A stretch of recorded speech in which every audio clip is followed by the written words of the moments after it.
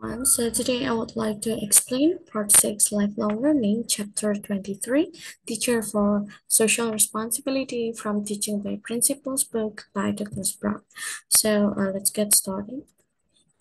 Critical Pedagogy. Postman and Weekover, the 1969, shocked some educational foundations with their bestseller, Teaching as a Subversive Activity.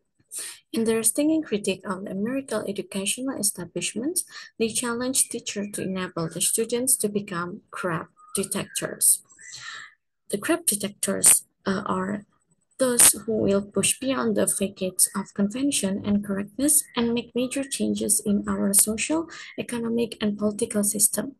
And then the crap detector is those who will cut through burgeoning uh, bureaucracies, which are repositories of conventional assumption and standard practices. And then those who will find ways to release us from the strange hold of the media, which often creates its own version of censorship. And then controversial issues in the language classroom. A number of the topics that we address in our classroom, such as nonviolence, human rights, gender equality, racial or ethnic discrimination, health issues, environmental action, and political activism, are controversial. We as a teacher should keeping an open mind, give students opportunities to learn about important social, moral, or ethical issues and to analyze all sides of an issue. And the respect. Create an atmosphere of respect for each other's opinions, beliefs, and ethnic or cultural diversity. And then morality and ethics. Maintain a threshold of morality and ethics in the classroom climate. And then moral dilemmas and moral imperatives. Consider the following dilemmas and their corollaries in the form of imperatives that call us to action as socially responsible teachers.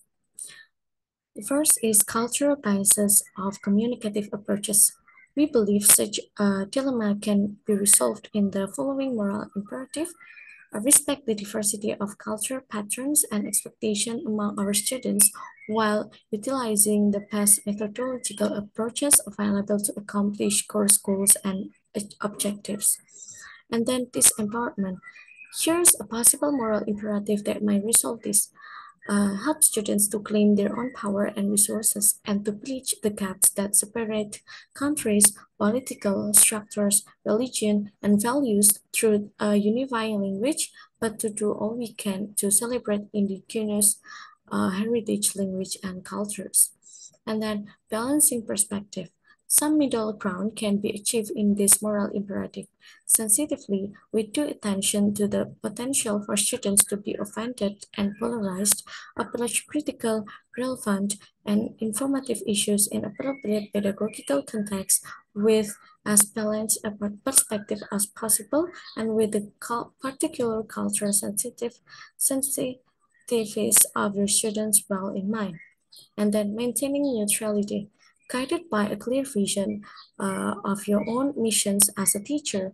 Promote critical thinking on complex issues, remain as neutral as possible in the process, but be fully aware that you are almost certainly promoting a set of values in your classroom, even if somewhat covertly or subversively.